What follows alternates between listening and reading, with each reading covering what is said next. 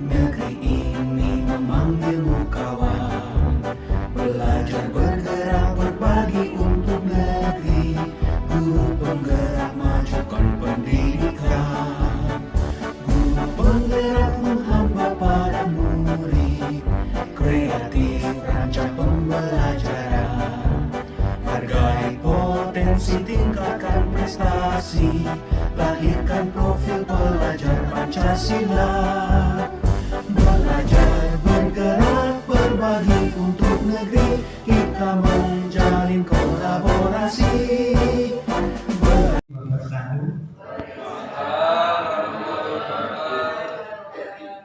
Bapak Ibu yang saya hormati, marilah kita memanjatkan rasa syukur kehadirat Tuhan Yang Maha Kuasa, bahwasanya kesempatan yang berbahagia ini kita masih dikaruniai sehat walafiat sehingga kita bisa bertemu di SDN Sekar 1.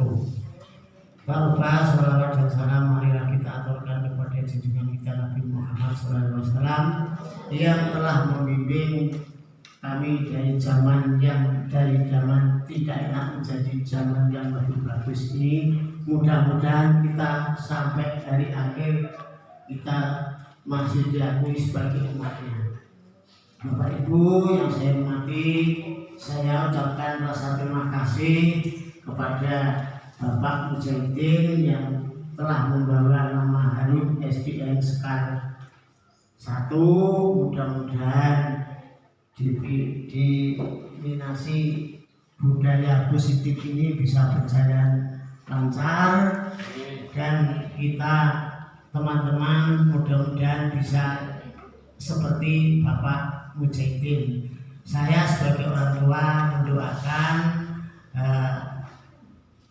apa yang kita cita-citakan dan apa yang kita lakukan menjadi budaya yang positif. Kalau positif itu menuju arah kebaikan, aktif itu adalah selalu kita lakukan sehari-hari. Contoh kita sehari-harinya anak-anak, walaupun di sini tidak sebagai SD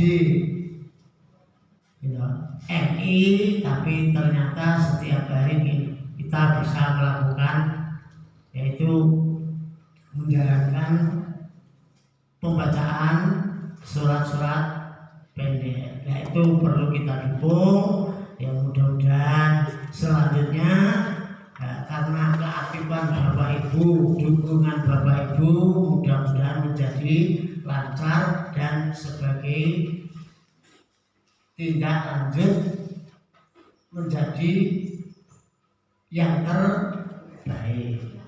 Oleh karena itu saya mengajak pendengar sedaya, mudah-mudahan pendengar sedaya bisa meniru seperti Bapak Mujahidin. Ini yang dari angkatan dari Pak Mujahidin ini, yang di sini ada 2 orang dari Pak Ronan, Pak Wis ya. Ini mudah-mudahan apa yang saya sampaikan ini ya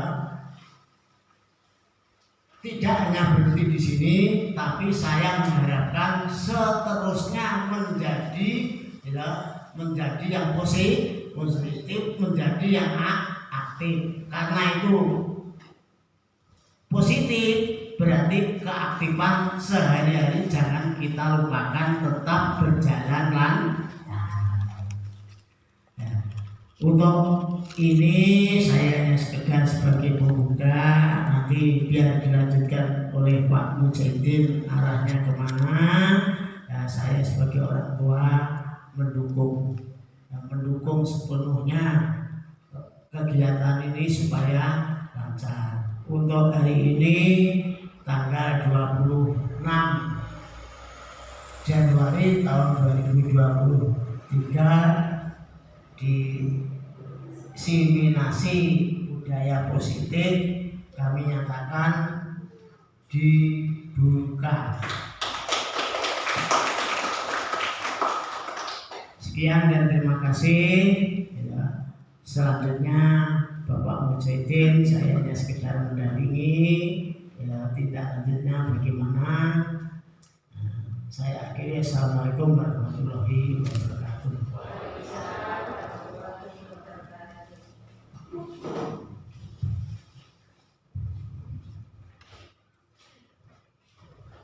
Terima kasih Pak Saridi selaku Kepala Sekolah SD Sekar 1 yang telah memberi support dan membuka acara pada kesempatan pagi dan siang ini.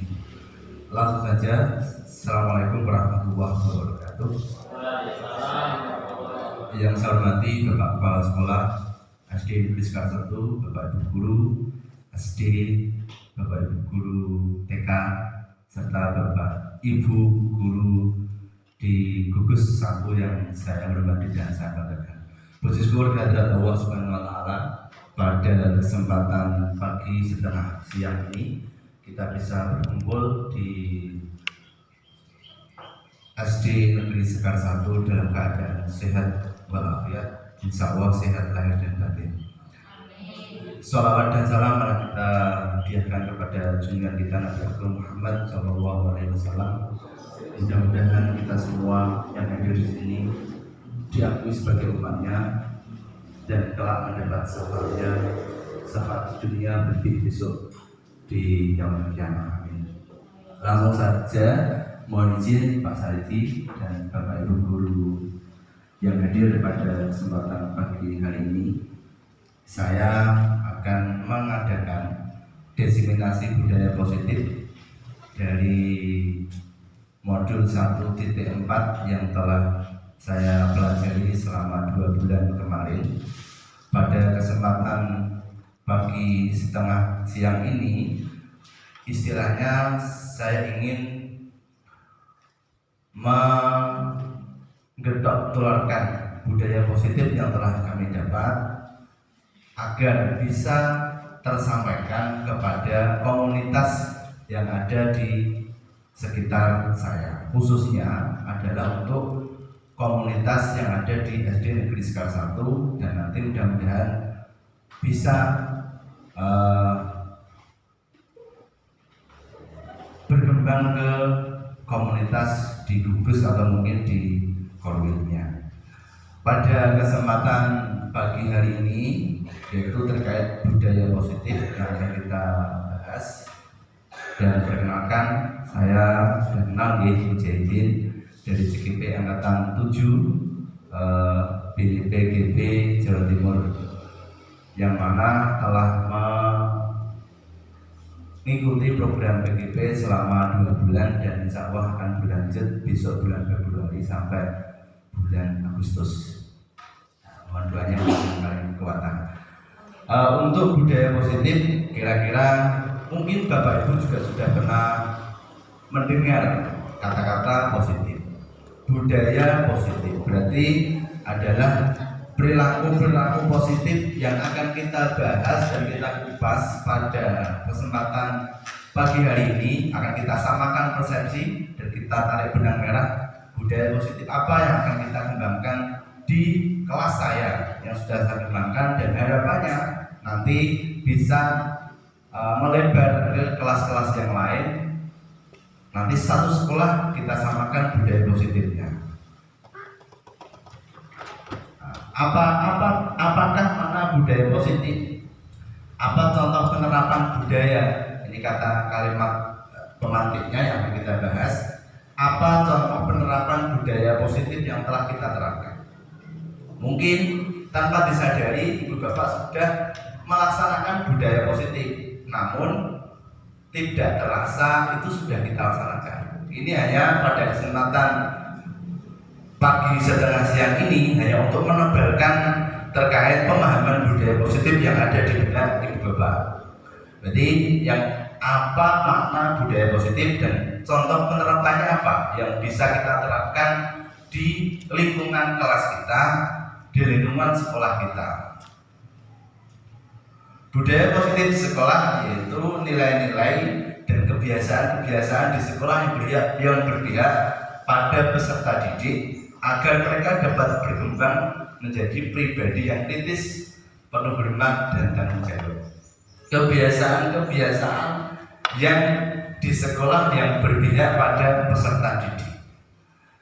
Sebelum mempelajari modul ini, dulu saya juga beranggapan bagaimana budaya positif itu bisa kita terapkan. Ternyata sebenarnya kita pribadi itu sudah menjalankan budaya positif untuk anak-anak didik kita, namun mungkin belum begitu tebal dan belum begitu terasa.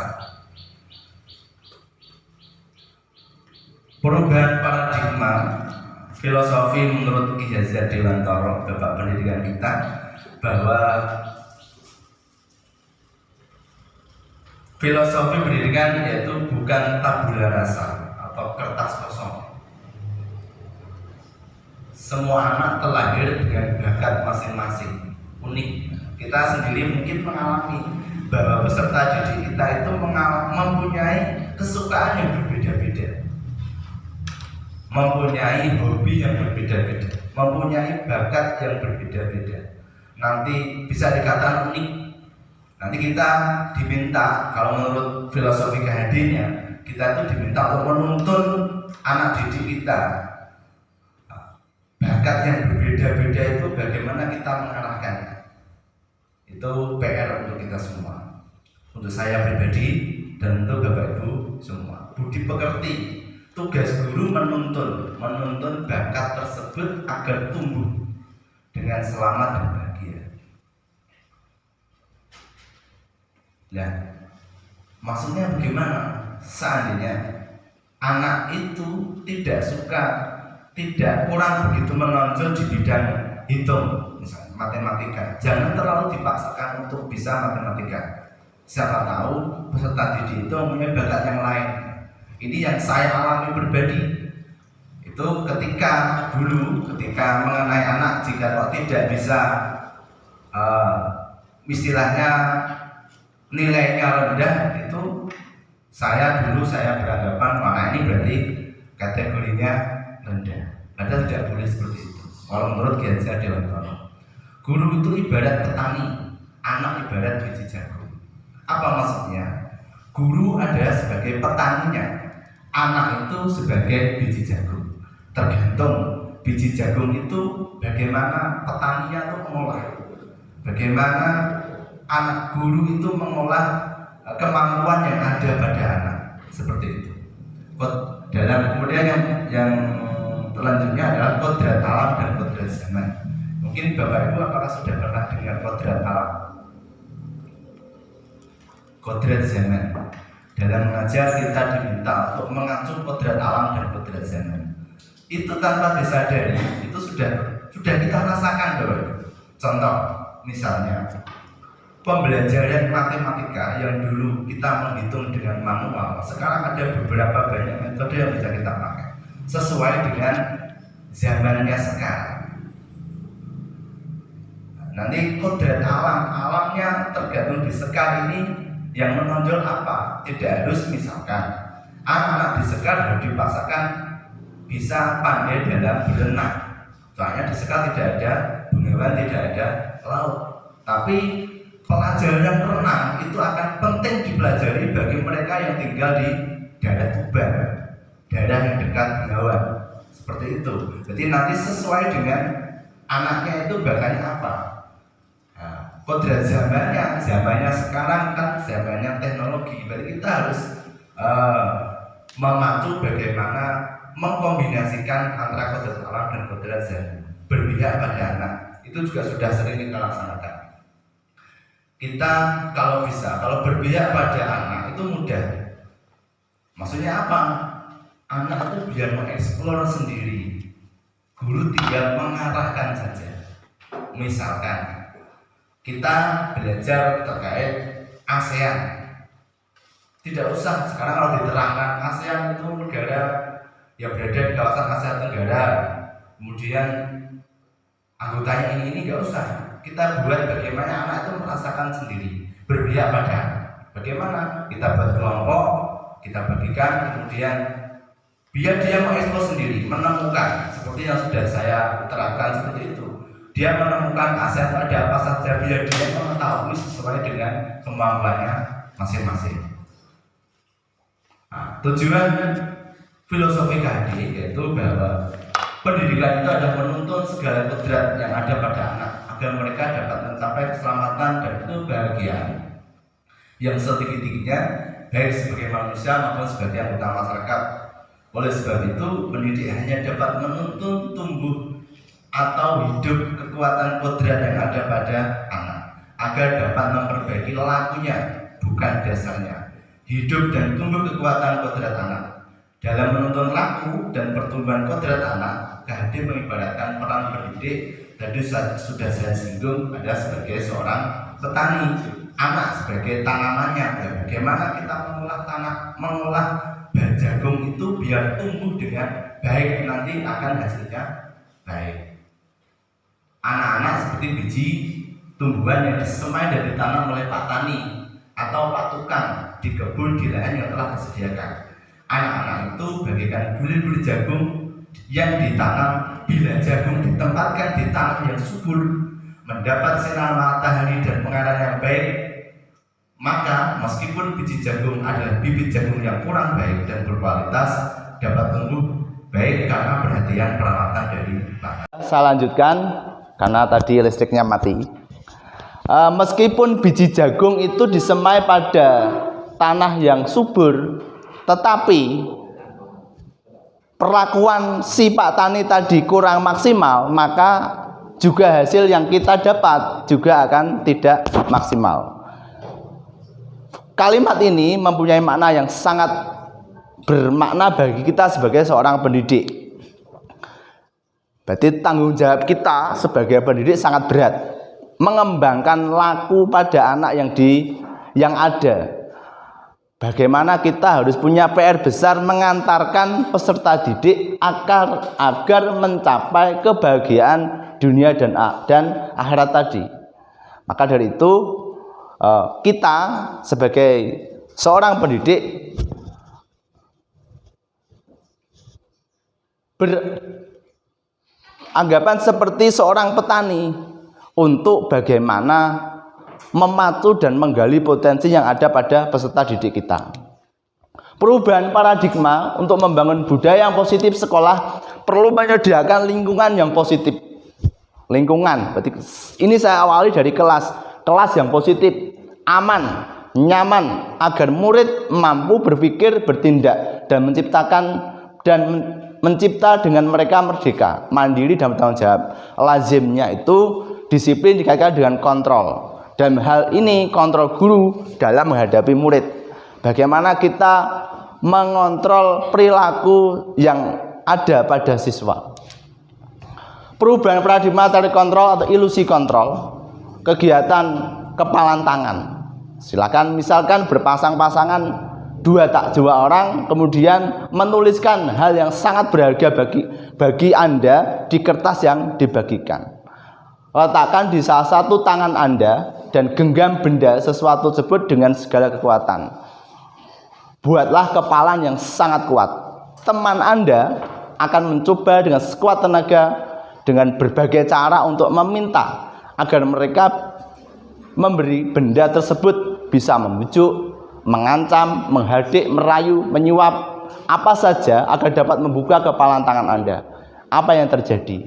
Nanti itu kita praktekkan. Saya lihat bagaimana lawan kita untuk mengambil yang kita miliki, membuka atau menutup. Perubahan paradigma teori kontrol, ilusi kontrol. Berikut menurut paparan Dr. William Glasser itu adalah ilusi guru mengontrol murid. Ilusi bahwa kritik dan membuat orang merasa bersalah dapat menguatkan karakter. Ilusi bahwa semua penguatan positif, efektif, dan bermanfaat. Ilusi bahwa orang dewasa memiliki hak untuk memaksa. Apa makna disiplin? Kata disiplin sering dikaitkan dengan tata tertib. Nanti akan kita bahas. Tata tertib, teratur, dan kepatuhan pada peraturan. Kata disiplin juga sering dihubungkan dengan hukuman.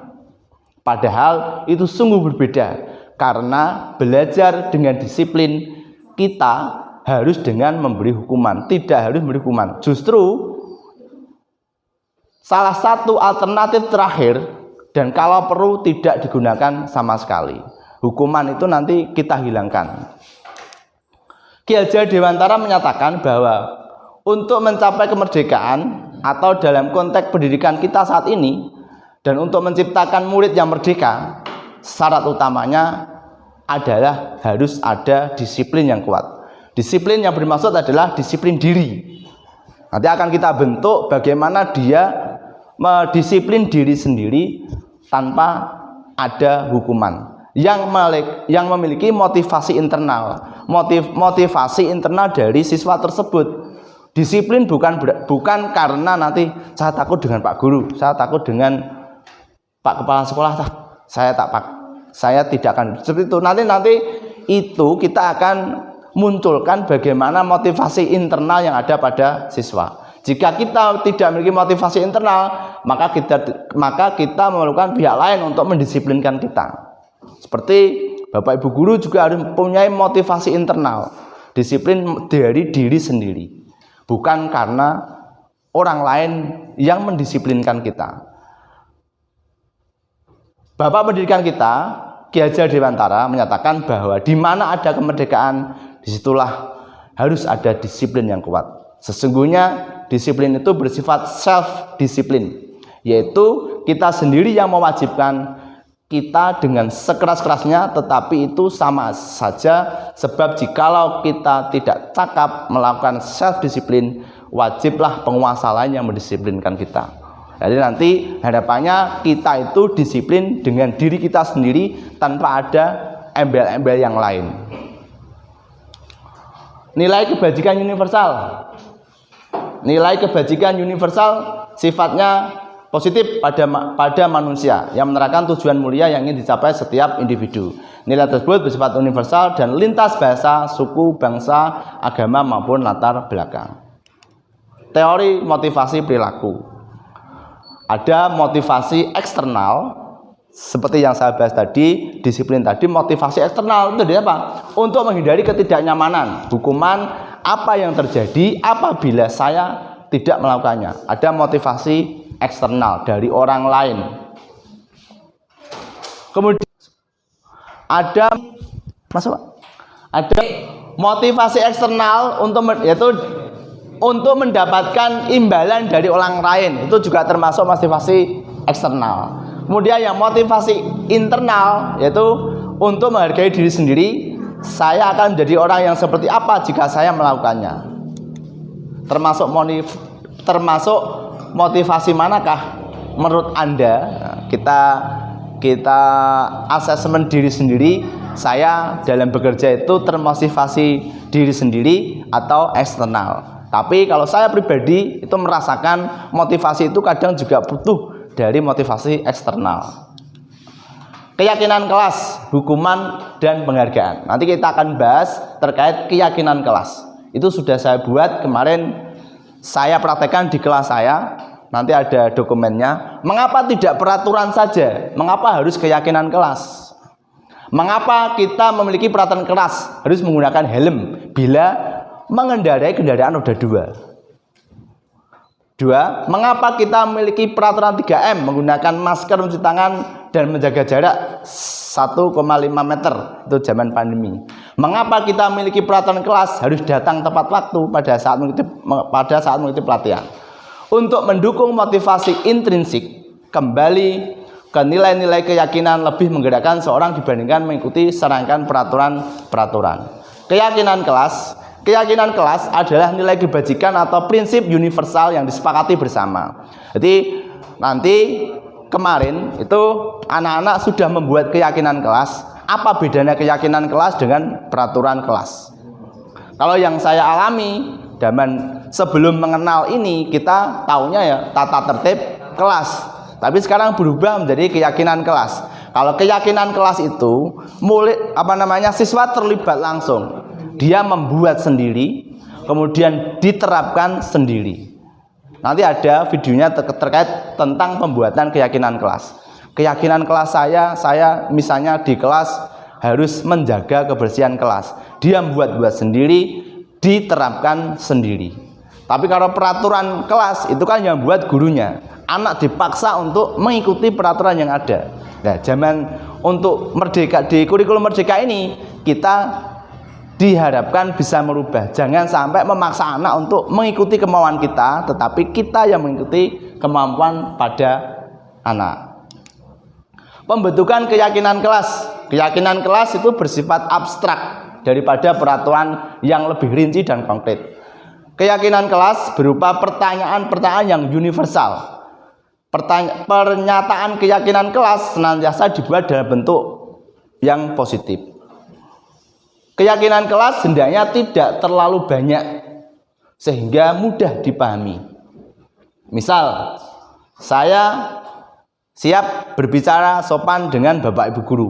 Itu aja dengan bahasa yang singkat. Kemudian semua warga kelas sebaiknya ikut berkontribusi dalam membuat kegiatan kelas lewat curhat pendapat. Itu sudah pernah saya polling kepada anak-anak pembelajaran yang seperti apa yang diinginkan. Kita mengikuti. Anak-anak sekarang kemarin tuh jawabnya pakai HP, Pak. Saya tahu arahnya. Kalau pakai HP berarti dia biar punya alasan bawa HP ke sekolahannya tidak saya kabulkan. Saya ikuti adalah pembelajaran yang berbasis pada anak. Setiap pembelajaran diharapkan kita itu memerdekakan anak. Jangan sampai memaksa anak untuk mengikuti kemampuan kita. Kemudian bersedia meninjau kembali keyakinan kelas dari waktu ke waktu. Keyakinan kelas itu tidak bersifat harus seperti itu, bisa berubah. Misalkan dari keyakinan kelas itu sudah diterapkan, maka bisa diganti yang sesuai kebutuhan yang ada pada siswa. Ini contoh penyusunan keyakinan kelas yang sudah saya praktekkan kemarin. Maka dari itu ini saya diseminasikan kepada panjenengan semua. Berarti anak-anak membuat sendiri, mikir saya harus bagaimana di kelas. Saya harus apa yang harus saya yakini di kelas ini dan apa yang harus saya yakini di luar kelas.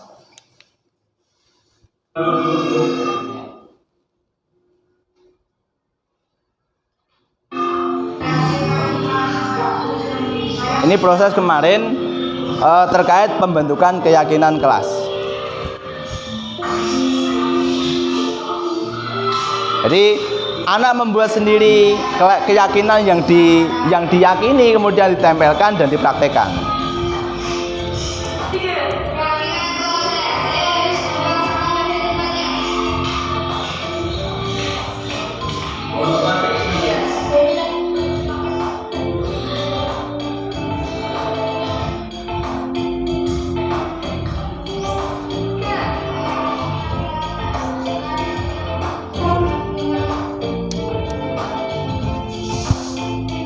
Banyak gue nih ada, tak ambil ya. Kakak tak tahu.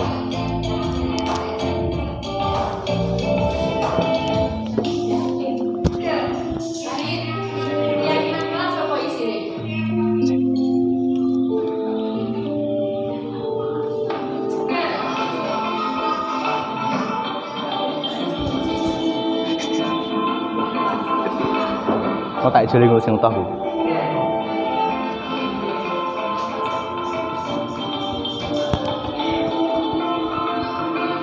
Sambil melihat video pembuatan keyakinan kelas, bisa sambil dinikmati Bapak Ibu dengan yang ada. Relax. Nah.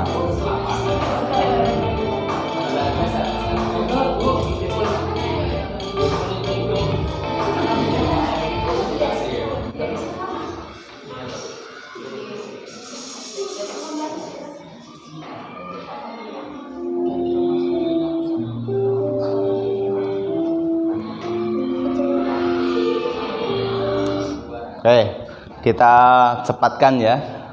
Keyakinan kelas 6 SD Negeri Sekar 1 diantaranya yang tadi sudah tulis oleh anak-anak kelas 6, yaitu yang pertama memakai seragam sesuai jadwal, menjaga kebersihan kelas, sopan terhadap bapak ibu guru. Ini juga anak sendiri yang menulis, tapi saya hanya merekam saja. Mengaji pagi, buang sampah pada tempatnya, datang tepat waktu, minta maaf jika salah, izin jika mau keluar kelas, dan yang ke-9 menghargai teman. Ini yang berarti mereka konsekuensinya apa? Jika mereka sudah membuat keyakinan 9 itu juga harus diterapkan. Bahkan misalkan jika anak salah pada teman harus minta maaf. Itu konsekuensi keyakinan kelas yang telah dibuat. Ini rancangan aksi nyata saya pada modul 1.4. Ini juga bagian dari tugas dari CGP yang sudah saya kumpulkan. Yang pertama yaitu terkait rancangan aksi nyata modul 1.4, latar belakang yang membuat saya membuat tema ini adalah kemampuan peserta didik dalam membaca Al-Quran yang masih rendah di lingkungan sekolah kami menjadi PR bagi kita sebagai pendidik untuk mengatasi permasalahan tersebut, karena dambaan orang tua pasti menginginkan putra-putrinya mahir dalam bidang umum dan juga dalam bidang agama. Dampak bagi murid apa? Tumbuhnya budaya positif lewat program mengaji pagi. Siswa dengan sadar akan mempunyai kebiasaan positif mengaji pagi. Bahasanya apa? Nanti budaya positif yang saya rancang ini, ketika anak dengan sadar dengan sendirinya tanpa harus diawasi bapak ibu gurunya, mereka kok sudah menjalankan perannya, berarti keyakinan kelas ini sudah dilaksanakan. Kemudian siswa lancar membaca Al-Quran dan juz amma, kemudian hafal juz amma. Tolak ukur bukti yang dapat dijadikan indikator dari latar belakang tersebut adalah setiap pagi kecuali hari Senin anak-anak mengaji pagi dari surat di juz amma, dilanjut Asmaul Husna dan doa yang diikuti di dalam kelas mulai dari kelas 1 sampai kelas 6 dan dipimpin oleh siswa kelas 5 dan 6 yang telah ditunjuk untuk memimpin kegiatan mengaji dari dalam kantor guru menggunakan pengeras suara dan diikuti oleh semua peserta didik. Ini tolak ukur. Ketika ini belum terlaksanakan dengan baik, berarti nanti tolak ukur yang saya targetkan itu berarti belum berhasil. Dukungan yang dibutuhkan, saya pribadi mungkin tidak akan bisa lancar tanpa ada dukungan. Yang pertama dari kepala sekolah, peran serta guru kelas, peran serta guru yang lain, murid, kemudian keyakinan kelas yang sudah dibuat. Ini yang sudah dibuat, sengaja saya dokumentasikan kegiatan positif pagi yang dilaksanakan oleh siswa-siswi SD Negeri Sekar 1.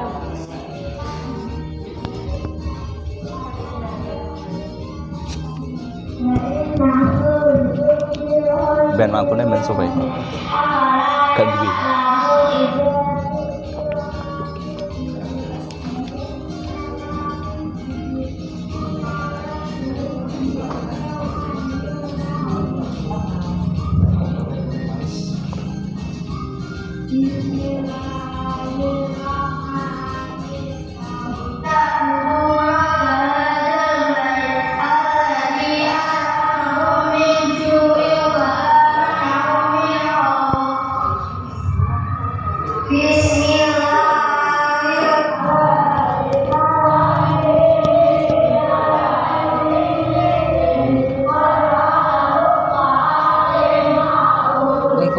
Pas video niki jane anduk rono dadi suarane pecah.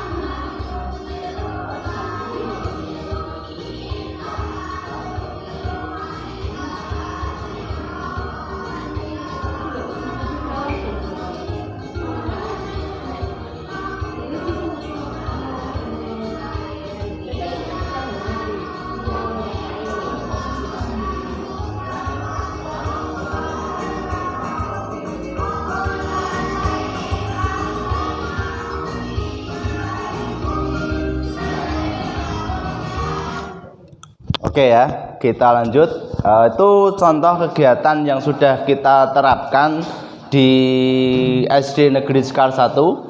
Sekarang kita akan melanjut dihukum oleh penghargaan. Elvikon mengemukakan baik penghargaan maupun hukuman adalah cara mengontrol perilaku seseorang yang menghancurkan potensi untuk pembelajaran yang sesungguhnya. Jadi hukuman itu sebenarnya tidak mulai di kurikulum Merdeka ini, harapannya tidak usah digunakan. Nanti ada posisi kontrol yang akan kita bahas. Dihukum oleh penghargaan, pengaruh jangka pendeknya dan jangka panjang. Siswa kita yang kita hukum itu akan mempengaruhi pada jangka pendek dan jangka panjang. Penghargaan menghukum, penghargaan mengurangi ketepatan, penghargaan tidak efektif, penghargaan merusak hubungan, penghargaan menurunkan kualitas, penghargaan mematikan kreativitas, penghargaan mengurangi motivasi intrinsik. Nah, ini nanti misal buat nanti pendapat dari Bapak Ibu. Mencatat, misalnya anak melakukan kesalahan, disuruh mencatat, tulis 100 kali kalimat dalam buku. Itu pernah saya alami dulu ketika masih sekolah di sekolah dasar pernah. Saya tidak akan terlambat lagi. Misalnya ada siswa terlambat, kita hukum, kita suruh untuk menulis saya tidak akan terlambat 100 kali. Itu termasuk hukuman atau konsekuensi kira-kira? Kalau menurut Bapak Ibu? Hukuman. Lari mengelilingi lapangan basket, ada anak terlambat 2 kali karena terlambat sekolah, itu termasuk hukuman. Murid-murid diminta push up, zaman dulu kan seperti itu hukumannya, 15 kali karena tidak menggunakan masker misalnya. Menggantikan kertas teman yang telah dicoret, nah, itu kira-kira termasuk konsekuensi. Membersihkan tumpahan air di meja karena tersenggol pada saat belajar, apa termasuk? Meminta murid tidak menggunakan sepatu seharian di sekolah karena tidak menggunakan sepatu hitam. Misalnya ada siswa kita sepatunya tidak hitam, wis ojo dinggo kalau nenggone lehernya 1 hari. Jangan sampai dilepas ketika sudah sampai pulang. Itu termasuk hukuman atau konsekuensi? Hukuman. Lari meliling lapangan basket, nah, itu nanti itu termasuk hukuman. Kita cocokkan dengan tabel yang sudah saya tulis. Nah, ini yang konsekuensi membersihkan tumpahan air itu termasuk konsekuensi. Konsekuensinya apa? Ketika kita telah melakukan kesalahan, misalnya ada siswa kita tidak sengaja menumpahkan kopinya Bapak Ibu guru, bersihkan, jangan dihukum. Seperti itu harapannya. Jadi hukuman atau konsekuensi. Kebutuhan dasar manusia. Anak didik kita itu punyai 5 kebutuhan dasar. Kebertahan hidup, merasa diterima, kebebasan, kesenangan atau penguasaan. Nah, ini contoh kasus Ibu Ani, guru kelas 5 di SD Pelita Hati, sedang bingung menghadapi ulah salah satu murid di kelasnya. Agus, beberapa anak telah datang dan mengeluh. Agus yang sering meminta bekal makan siang mereka dengan paksa. Jika anak menghadapi situasi seperti tersebut, Ibu Ani apa yang dilakukan? Menurut Anda, kira-kira apa alasan Agus melakukan hal itu? Nanti akan kita bahas sesuai dengan kebutuhan hidup dasar pada anak. Nah, dalam konteks penerapan disiplin, Ibu Ani sebaiknya mencari tahu alasan kenapa Agus melakukan tindakan tersebut. Dikhawatirkan jangan-jangan Agus itu tidak sarapan pagi ketika berangkat sekolah. Jangan langsung dijas dihukum, kamu itu nakal, punyanya orang kalau diambil dengan paksa. Itu tidak diperkenankan bagi kita dalam melaksanakan kurikulum Merdeka. Berarti apabila jawaban Agus karena ia lapar dan orang tuanya tidak membawakan bekal makan siang, maka Agus termasuk kebutuhan dasar yaitu bertahan hidup. Kita cari solusi. gurunya bagaimana berarti? Apabila jawaban Agus karena ia senang temannya, jadi memperhatikan dia, kebutuhan adalah cinta kasih sayang, berarti Agus membutuhkan kebutuhan untuk diterima. Tergantung alasan Agus. Kenapa kamu kok suka mengambil bekal orang? Jika jawaban Agus adalah merasa hebat karena temannya jadi takut dan menuruti keinginannya, maka Agus ada kebutuhan dasar adalah pengakuan atas kemampuannya. Ganeng sing maneni aku, nek aku wani ngeroyok bekalnya teman saya. Namun kemudian apabila jawaban Agus karena dia merasa bosan dengan bekal yang dibawa ibunya, karena selalu bahkan bekal yang sama, kan permasalahannya berbeda-beda. Nah, kebutuhan Agus berarti kebutuhan akan pilihan. Berarti kita tidak serta-merta langsung menghukum.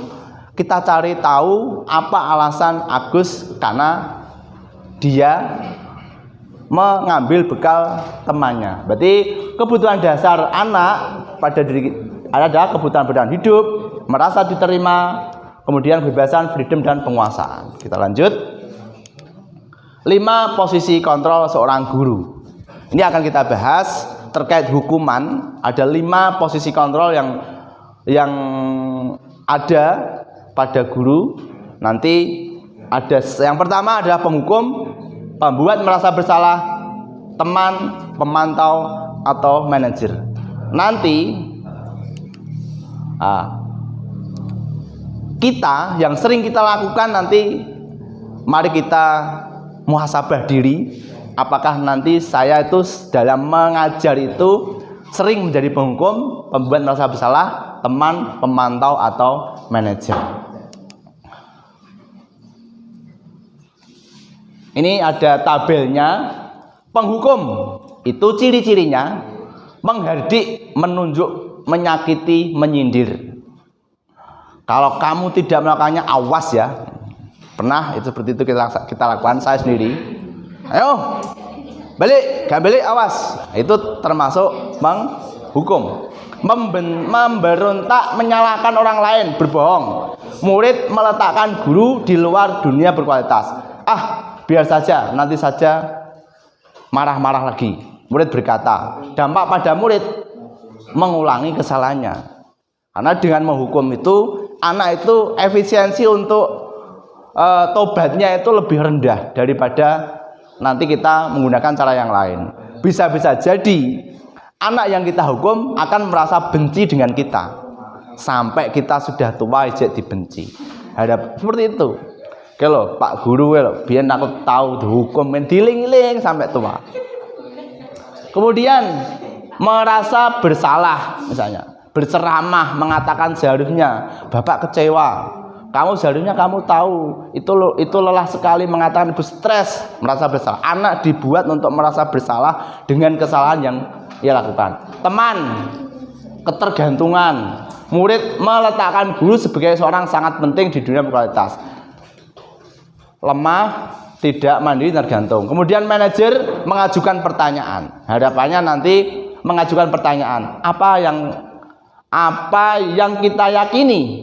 Apa yang bisa kau kerjakan untuk memperbaiki masalah ini? Menguatkan pribadi, bagaimana caranya bisa memperbaiki keadaan.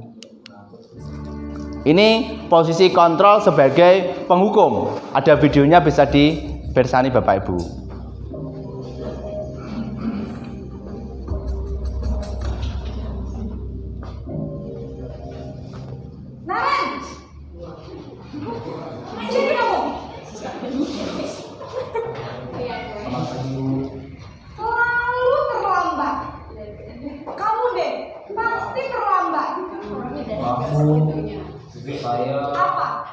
Apa coba? Alasan kamu apa lagi? Kapan sih kamu tidak terlambat? Malas sekali ya kamu jadi anak. Saya Dasar pemalas. Gak kapok-kapok sih kamu. Sudah berapa kali terlambat? Sana, kamu keliling lapangan basket 2 kali.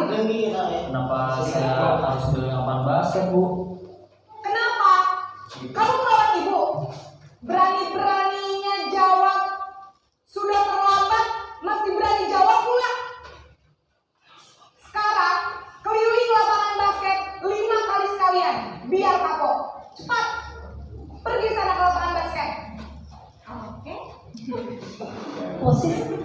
Oke, seorang menghukum menggunakan hukuman fisik maupun fisik verbal.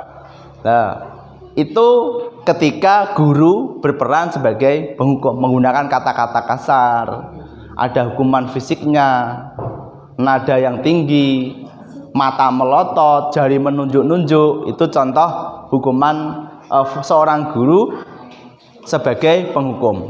Nah, kita lanjut sekarang ke posisi pembuat merasa bersalah.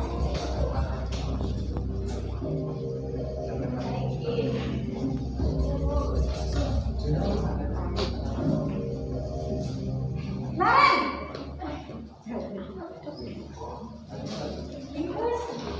Selamat pagi, Bu. Naren, kamu kenapa terlambat lagi, nak? Ya Tuhan, Naren, kamu senang ya bikin ibu susah ya? Kalau kamu terlambat lagi, nanti ibu yang ditegur bapak kepala sekolah, nak. Disangka ibu tidak bisa membina kamu. Duh, gimana ini? Maaf, Bu. Duh, Gusti Naren, kamu suka ya kalau ibu tegur bapak kepala sekolah?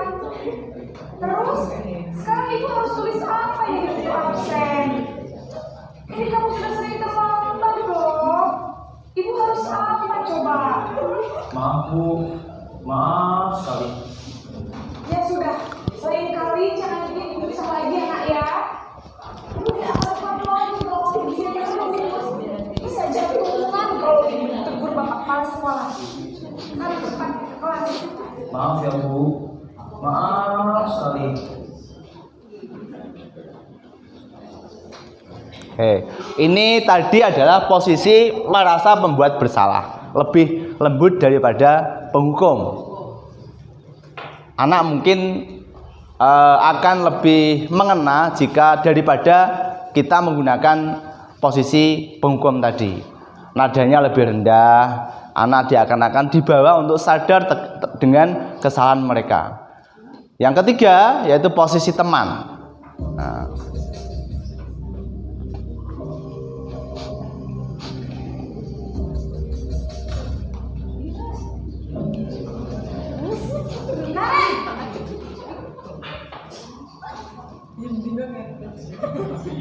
Selamat pagi, Bu. Wah, sudah jam berapa ini nak? Terlambat lagi ya sayang. Iya, Bu. Habis. Saya, Bu. Kamu malah menyalahkan ibu kamu. Kamu bukannya anak yang larinya paling kencang. Kok terlambat sih? Iya, Bu. Saya memang terlambat bangun tadi. Jadi, biar usaha hari kita tetap gak kejar, Bu. Ya sudah sana. Nanti lain kali larinya lebih kencang lagi ya. Biar gak terlambat lagi. Bikin seneng ibu demi ibu. Bisa kan? Bisa lah, Bu.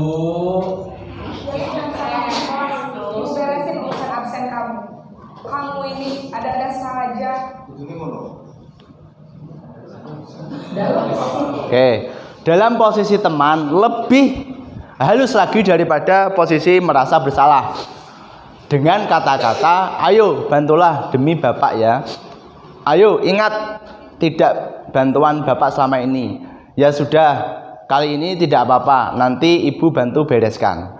Hal negatif dari posisi teman adalah bila suatu saat guru tersebut tidak membantu, maka murid akan kecewa dan berkata, saya pikir bapak ibu teman saya.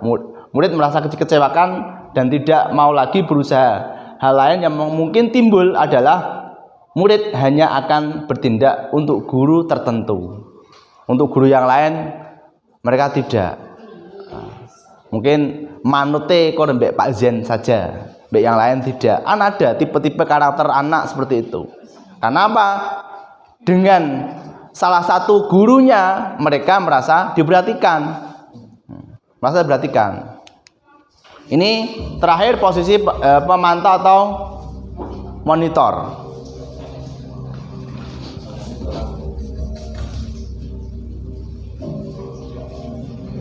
Naren,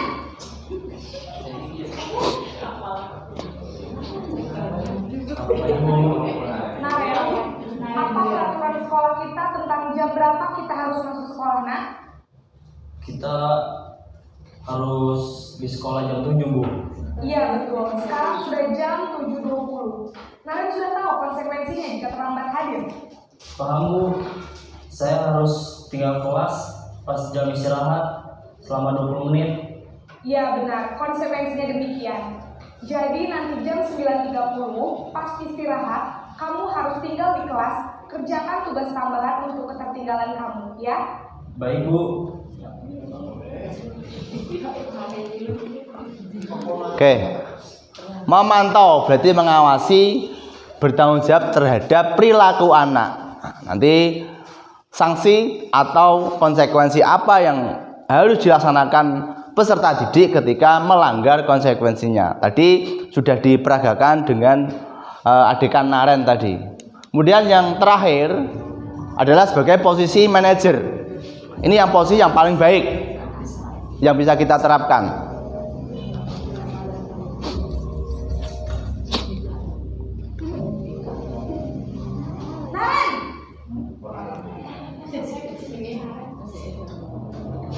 Selamat pagi, Bu. Selamat pagi, Naren. Maaf, Bu. Saya terlambat. Iya, sekolah masuknya jam 7, sekarang sudah jam 7.20. Jadi sekarang bagaimana ini, Naren? Maaf, Bu. Saya lupa setel alarm saya semalam. Baiklah, menurut kamu, keyakinan sekolah yang mana yang perlu kamu tingkatkan? Menghargai diri sendiri dan orang lain mungkin, ya, Bu. Setuju. Jadi, apakah Naren meyakini prinsip saling menghormati tersebut? Iya, Bu. Saya meyakininya. Apakah Naren bersedia memperbaiki masalah keterlambatan ini? Bersedia, Bu. Bagaimana kamu akan memperbaiki masalah keterlambatan ini? Saya akan coba untuk tidak lupa menyetel alarm saya, Bu. Baik, kalau Naren lupa menyetel alarm di rumah, ada orang yang kira-kira bisa bantu mengingatkan tidak? Ada, Bu. Kakak saya, Kak Emma. Ada lagi selain Kak Emma? Selain Kak Emma, ada ibu saya. Baik, jadi yang mengingatkan Naren adalah Kak Emma dan ibu kamu, ya? Kira-kira akan mulai setel alarm kapan nih, Naren? Setelah pulang sekolah, akan segera saya lakukan. Baik, jadi Naren akan setel alarm untuk bangun besok pagi dan akan diingatkan oleh kakak dan ibunda Naren, ya? Ada lagi yang mungkin perlu dilakukan, Naren? Agar tidak terlambat bangun lagi. Tidak ada, Bu. Baik, Naren. Terima kasih untuk kerjasama kamu. Sekarang kamu perlu kembali ke kelas untuk belajar. Baik, Bu. Terima kasih. Oke, di posisi terakhir ada sebagai manajer. Kita sebagai seorang pendidik diharapkan mampu pada posisi manajer. Nanti anak melakukan kesalahan, dicari sebabnya dan dibantu untuk mencari solusi agar kesalahan tersebut tidak dilaksanakan. Nah,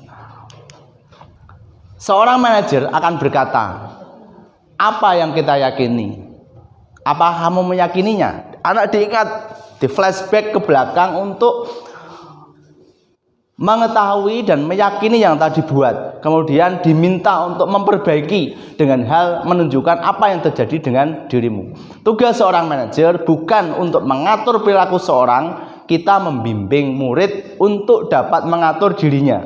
Seorang manajer bukan memisahkan murid dari kelompoknya, tapi mengembalikan murid tersebut ke kelompok dengan baik dan kuat. Bisa jadi dalam praktik penerapan disiplin sehari-hari kita akan kembali ke posisi teman atau pemantau, bahkan kita juga akan pada posisi manajer. Namun harapannya dalam penyelesaian kasus kedisiplinan anak, kita diharapkan untuk bersifat sebagai manajer. Apa itu restitusi? Restitusi adalah proses menciptakan kondisi bagi murid untuk memperbaiki kesalahan mereka, sehingga mereka bisa kembali pada kelompok mereka. Dengan karakter yang lebih kuat, restitusi juga merupakan proses kolaborasi yang mengajarkan murid untuk mencari solusi dengan masalah mereka dan membantu murid berpikir tentang apa yang terjadi, apa yang mereka ingin, tujuan mulia, dan bagaimana mereka harus memperlakukan orang lain. 9 ciri restitusi itu bukan untuk menebus kesalahan, memperbaiki hubungan, tawaran bukan paksaan. Restitusi menuntun untuk melihat ke dalam diri. Restitusi mencari kebutuhan dasar untuk mendasari tindakan. Restitusi diri adalah cara yang paling baik untuk memperbaiki diri. Restitusi fokus pada karakter bukan tindakan. Restitusi fokus pada solusi. Restitusi mengembalikan murid yang berbuat salah pada kelompoknya. Segitiga restitusi ini ada dalam menyelesaikan tadi masalah anak tadi, ada kita bisa menggunakan segitiga restitusi, yaitu menstabilkan identitas, validasi kebutuhan, dan menanyakan keyakinan. Segitiga ini yang kita jadikan pedoman untuk mengatasi permasalahan yang ada pada anak didik kita. Tahapan restitusi, berbuat salah itu tidak apa-apa. Tidak ada manusia yang sempurna. Itu contoh menstabilkan identitas. Bapak Ibu tidak tertarik mencari siapa yang salah, tapi Bapak Ibu mencari solusi dari permasalahan ini. Kamu berhak merasa begitu. Apakah kamu sedang menjadi teman yang baik buat dirimu sendiri? Tahapan validasi tindakan yang salah. Padahal kamu bisa melakukan yang lebih buruk dari ini. Kamu pasti punya alasan mengapa kamu melakukan seperti itu. Seperti tadi ada yang tidak punya, yang suka mengambil bekal temannya. Pasti kamu punya alasan kenapa kamu mengambil bekal punya temanmu. Kamu boleh mempertahankan sikap itu, tapi kamu harus menambahkan sikap yang baru. Tahap menanyakan keyakinan, apa yang kita percaya sebagai kelas atau keluarga. Apa nilai umum yang telah kita sepakati. Apa bayangan kita tentang kelas yang ideal? Kamu mau jadi orang seperti apa? Budaya positif. Nah, ini budaya positif yang ada, yang bisa terbentuk. Peraturan kelas itu hanya berapa persen itu yang ada. Peraturan kelas itu contohnya adalah hanya kecil membuat budaya positif pada anak. Kemudian keyakinan kelas, kemudian lingkungan yang positif, maka akan terbentuk sebuah budaya positif yang baik. Budaya positif sekolah adalah perwujudan dari nilai-nilai atau keyakinan universal yang disepakati dan diterapkan di sekolah, yang melibatkan semua elemen sekolah. Tidak hanya guru kelas A, B, C saja, tetapi adalah komponen yang ada di sekolah itu sangat membantu terbentuknya budaya positif. Kalau hanya peraturan kelas, ya hanya yang berwarna hijau itu saja, lingkupnya kecil. Kemudian ada keyakinan kelas, ada lingkungan yang positif. Misalnya di kelas 6, nanti dilanjut kelas yang lain 1 sampai 6. Kemudian lingkungan sekolah yang positif, maka akan terbentuk budaya positif yang baik. Berarti intinya untuk membentuk budaya yang positif itu butuh peran dan dukungan dari berbagai macam pihak, tidak hanya dilakukan oleh salah satu guru. Kemudian ini self reminder, hanya untuk penilaian diri kita sendiri. Jika kita ingin mempunyai anak yang baik, maka kita harus belajar baik. Jika kita ingin mempunyai anak yang disiplin, maka kita harus belajar disiplin. Jika kita ingin mempunyai anak yang bertanggung jawab, maka kita harus belajar bertanggung jawab. Jika kita ingin mempunyai anak yang taat beribadah, maka kita harus belajar taat beribadah. Jika kita ingin mempunyai anak yang sopan, maka kita harus belajar sopan. Itu bisa kita tarik. Jika kita ingin mempunyai murid yang baik, berarti gurunya juga harus belajar baik. Jika kita ingin mempunyai murid yang disiplin, maka bapak ibu gurunya juga harus belajar disiplin. Ini hanya pengingat untuk diri saya sendiri. Syukur panjenengan ibu bapak yang ada di sini bisa tertarik dengan penilaian diri seperti ini. Kemudian demikian yang dapat saya sampaikan, dan terima kasih. Salam sehat dan bahagia. Saya buka pertanyaan, apabila ada yang mungkin ditanyakan, monggo nanti akan kita sepakati bersama. Intinya kita pulang dari sini ada kesepakatan dan pemahaman yang sama terkait budaya positif yang akan kita terapkan dan kita kembangkan pada komunitas kita masing-masing. Demikian, monggo yang ada pertanyaan. Bunda Pur, kita kayak semuntup-muntup mau tanya. Gak apa-apa, nanti ini kan bisa diterapkan pada anak-anak TK. Bisa, monggo Bu, atau Bu yang lain. Bu Puji tadi tanya. Monggo loh. Cara itu Pak apa menimbulkan rasa ke anak. Berdiri. Shot. Oke. Kasamik bener ya?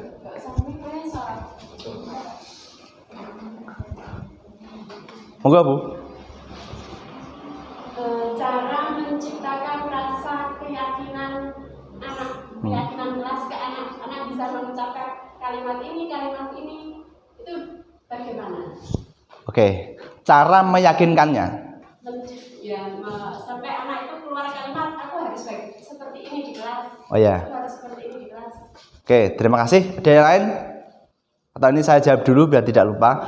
Terima kasih Bu Puji dari SD Negeri Sekar 2 yang telah menanyakan bagaimana cara meyakinkan anak agar bisa melaksanakan itu ya, melaksanakan keyakinan kelas. Itu yang pertama. Dari awal tadi kan kita sudah buat keyakinan kelas yang dibuat mereka. Mereka misalkan saya akan siap menggunakan kata ajaib misalnya. Kata ajaib itu kan alhamdulillah, terima kasih, mohon tolong, maaf ya, seperti itu. Bagaimana untuk meyakinkan? Ya, ini butuh peran dari seorang guru untuk mengingatkannya. Selalu juweh, kemudian open pada peserta didik. Kalau seandainya ini kelas 6 yang saya ampu ini kemarin saya biasakan ketika mereka berkata kotor itu istighfar Bu. Saya mengingatkan temannya di dalam kelas itu ada keyakinannya itu nanti ketika dia kok lupa keprocot berkata kasar itu ada temannya mengingatkan, hei istighfar betul. Itu bisa tanya di kelas 6. Insya Allah sudah berjalan 1 bulan. Berarti intinya keyakinan kelas yang sudah dibuat itu kita kawal terus. Kita kawal, kita bimbing, kita arahkan dan kita ingatkan. Nanti ada pepatah mengatakan Allah kita bisa itu karena terbiasa.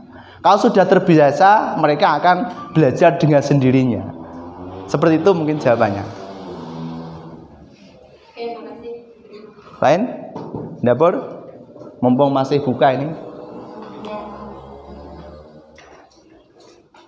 Bagaimana untuk meyakinkan anak di kelas di waktu ditegur sama guru terus berani gitu. Oh ya, oke. Bagaimana cara meyakinkan anak ketika ditegur Bapak Ibu guru berani? Nah, berarti kita harus bisa memposisikan posisi kontrol sebagai manajer. Contoh misalnya, hei, misalkan, Manaf, kamu tahu berani dengan Bapak Ibu guru itu baik tidak? Nah, diingatkan seperti itu. Terus seharusnya kamu bagaimana? Diingatkan dengan menggunakan posisi kita sebagai manajer. Jangan langsung dihukum. Gak sopan, delondongnya sopo, tidak boleh. Nah, kita harus bagaimana menggugah anak secara sadar. Oh iya, saya itu berani dengan Bapak Ibu guru itu ternyata tidak boleh. Saya harus bagaimana berkata sopan dengan Bapak Ibu guru, diingatkan seperti itu. Ya, intinya peran dari Bapak Ibu guru sangat dibutuhkan. Yaitu ketujuh dilingna terus nanti akan terbentuk sebuah karakter positif yang nanti kalau kita membuat karakter positif pada anak dan itu diamalkan sampai mereka tua, ada sebagai ladang jariah untuk kita. Contoh tadi, dibiasakan istighfar, gerbar berkata kasar istighfar. Mungkin ada yang sudah pernah dengar kelas 6 lali yang lanang. Ayo diingatkan, astagfirullahaladzim, sampai dulu nggak apa-apa. Itu terinspirasi saya ketika saya mau mendaftarkan anak saya di Minu Karakter, itu ada. Oh ternyata seperti ini. Berarti kebiasaannya harus dimunculkan dan dibuat dalam sebuah keyakinan kelas. Seperti tadi yang ditanyakan oleh Bunda Po dari TK, bagaimana kita meyakinkan anak ketika diajar Bapak Ibu guru, kok ternyata dia berani didudukkan. Kalau menghukum jangan pas ketika ada anak banyak, dipanggil saja. Sering itu kelas 6 saya panggil, mengenai laporan saya panggil di tempat terpisah. Nanti dia bisa tidak malu dengan temannya. Ada lagi mungkin? Saya Pak, perkenalkan nama saya Budi Dewati dari SDN nomor 2. Setelah mengikuti Berdiri Bu, biar di tadi, berdiri. ternyata ada kata baru yaitu keyakinan kelas. Selama ini yang kita pakai di kelas kami adalah peraturan kelas. Setelah panjenengan melaksanakan antara adanya peraturan kelas dan keyakinan kelas, bagaimana hasilnya terhadap perkembangan peserta didik, bagaimana pula hasilnya terhadap hasil belajar peserta didik. Oke, terima kasih. Terima kasih atas pertanyaan dari Bu Dwi dari SD Miyono 2. Dan lagi Pak, apakah harus dua-duanya berjalan semua, sudah ada aturan kelas dan juga harus ada keyakinan kelas, atau hanya salah satu saja yang dipakai? Oke, terima kasih. Kata-kata keyakinan kelas itu juga saya dapatkan pada CGP ini. Opo kok keyakinan kelas? Ternyata bedanya keyakinan kelas dengan peraturan kelas. Kalau keyakinan kelas, kalau peraturan kelas, anak itu dipaksa untuk menjalankan aturan itu yang dibuat oleh guru. Guru membuat aturan, undang-undang. Berarti seorang warga negara itu kan dipaksa untuk taat pada undang-undang. Nah, keyakinan peraturan kelas berarti anak dipaksa untuk mengikuti peraturan yang dibuat oleh guru. Wis digawe ning omah gak iso protes. Kudu ini diikuti. Itu peraturan kelas. Tapi kalau keyakinan kelas, anak mulai dari awal prosesnya dia membuat keyakinan kelas apa yang Anda inginkan di kelas ini. Dia berpikir, lah dia menulis, pasti berpikir panjang.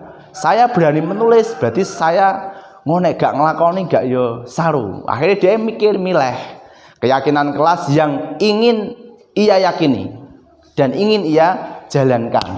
Seperti tadi sudah ketemu keyakinan kelas yang saya sampaikan tadi.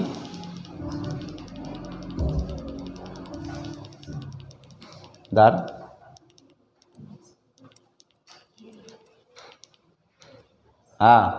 Dia menulis memakai seragam saya jadwal.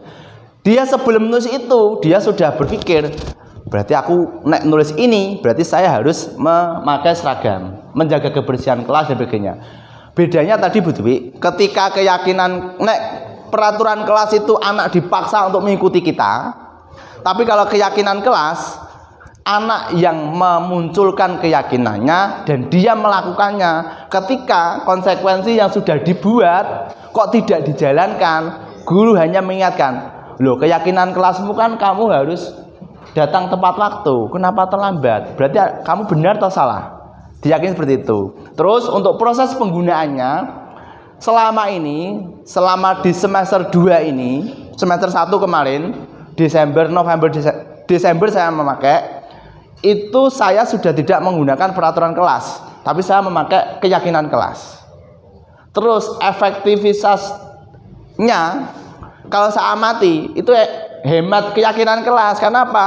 Ketika dia melanggar, ayo, kamu kemarin buat apa? Katanya jika ada salah minta maaf, tapi jika salah dia nggak mau minta maaf. Ingatkan dia, tinggal saya hanya mengingatkan saja. Berarti kan kamu tidak meyakini kelas. Berarti efektivitasnya kalau menurut saya pribadi hemat keyakinan kelas. Ketika dia salah, saya tinggal mengingatkan terhadap keyakinan kelas yang mereka buat. Kalau untuk dampak terkait pembelajaran belum terasa karena baru 2 bulan. Berarti nanti hasilnya mungkin selama paling tidak 1 semester akan muncul bagaimana efektivitas terkait keyakinan kelas yang dibuat itu bagaimana terhadap pribadi anak. Harapan saya keyakinan kelas yang hanya 9 itu mereka meyakini kemudian diamalkan, kemudian diterapkan, akan muncul sebuah budaya positif dan nanti hasilnya akan kita nikmati ketika mereka sudah dewasa. Itu betul. Oke, bisa diterima. Kalau keyakinan kelas seperti ini Pak, insya Allah anak-anak kan tetap bisa melaksanakannya karena ini cenderung untuk membentukkan karakter anak. Nah, apa itu? Kan, tapi sekolah kan tidak hanya mengharapkan ke karakter saja, kan juga pengen di bidang akademiknya kayak gitu. Nah, itu bagaimana cara memotivasi anak itu biar lebih semangat. Padahal kan sekarang ini kadang sudah ada peringatan 1, 2, 3 kali, tapi anak itu kan tetap aja kadang masih bandel kayak gitu. Kalau keyakinan kelas kayak gini, anak-anak tetap sudah bisa melaksanakannya. Tapi untuk yang ke arah itu. Oke. Untuk ke arah yang berarti bukan akademik ini kan untuk karakter. Nah, kenapa saya sementara fokus pada karakter? Karena saya meyakini bahwa karakter anak sekarang itu mengalami loss, kehilangan karakter. Untuk yang Ibu Dwi tanyakan tadi terkait akademiknya, berarti tugas seorang guru bagaimana bisa mengamalkan filosofi KHD dalam pembelajaran. Maksudnya bagaimana? Guru harus mulai menuntun anak, memerdekakan anak dalam pembelajaran. Kenapa? Ketika anak sudah diberi kebebasan untuk pembelajaran, modelnya seperti apa, mereka bebas. Bebas bukan berarti mereka harus mengikuti terus dicul bebas, namun tidak. Misalnya itu yang sudah saya pakai kemarin, misalnya mereka belajar bagaimana proses terjadinya gerhana matahari. Saya tidak usah menjelaskan. Kalau gerhana matahari itu gara-gara gerhana matahari itu gara-gara sinar matahari terhalang oleh ini. Tidak usah seperti itu. Anak-anak langsung saya praktek. Tolong saya dibuatkan, cari di HP foto bagaimana proses terjadinya gerhana matahari. Silakan digambar secara kelompok di buku kertas yang sudah saya sediakan. Dengan tidak sengaja mereka learning by doing-nya akan muncul. Gak usah ngapal nih gerhana bulan gara-gara sinar matahari, cahaya bulan terhalang oleh ini, tidak usah. Saya suruh saja bebas anak mengeksplor pengetahuannya, kemudian dengan caranya mereka sendiri. Bisa lihat HP, bisa lihat di gambar-gambar yang lain, bisa. Tidak harus HP. Ngonek HP terus nanti dimarahi oleh orang tuanya. HP wae enggak dipaketan dan sebagainya. Sumbernya dari mana? Anak-anak. Gambar buku bisa, lihat YouTube bisa, lihat di HP bisa. Seperti menerangkan terkait proses terjadinya hujan, tidak usah diterangkan bahwa anak kan merasa bosan kalau dia itu hanya mengikuti kita. Tapi kalau mereka mengeksplor sendiri, insya Allah nanti dia akan learning by doing-nya itu akan terwujud. Berarti intinya bagaimana terkait untuk akademik, berarti nanti tugas guru adalah bagaimana memerdekakan anak agar bisa mencapai tujuan filosofi KHD-nya, yaitu menuntun tadi. Berarti intinya bagaimana guru itu mengemas pembelajaran dengan sebaik-baiknya yang disukai oleh peserta didik kita. Harapannya karena dulu itu pernah ketika gurunya tidak masuk itu malah sewenang. Nah, itu malah sebenarnya PR besar. Asik, jam kos. Bahasa kerennya anak sekarang jam kos. Itu akan saya ubah sedikit-sedikit. Bagaimana ketika gurunya tidak masuk mereka sedih. Guru itu dinantikan kedatangannya oleh peserta didik kita, bukan untuk takos, kacung seperti itu. Bagaimana kita menumbuhkan karakter, menumbuhkan rasa cinta pada anak didik kita. Ketika anak itu sudah terbiasa dengan pembelajaran yang kooperatif, pembelajaran yang mereka merdeka untuk memikir, nanti dia itu akan senang, nggak sengaja. Lu kok isi istirahat? Kadangnya nggak ada, anggap dulu Pak istirahat, padahal belum. Dia merasa bosan karena dia itu sudah merasa bosan di dalam kelas. Mereka merasa tidak termerdekakan dalam pembelajaran. Itu PR besar bagi saya pribadi. Itu betul. Yang lain? Demikian, mungkin ada tambahan Pak Saridi. Demikian yang dapat saya sampaikan dan terima kasih atas waktunya. Mudah-mudahan budaya positif ini ada sebagai pengingat, khususnya ada pada diri saya sendiri, karena saya juga masih lemah.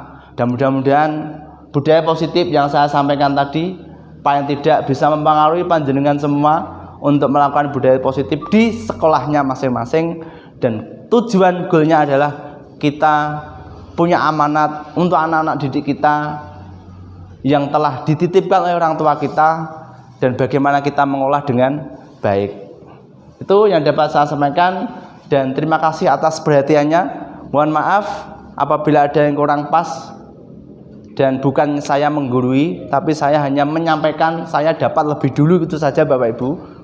Terus saya sampaikan kepada panjenengan semua, dan mari kita terapkan demi kemajuan anak didik kita. Terima kasih, salam sehat bahagia. Assalamualaikum warahmatullahi wabarakatuh.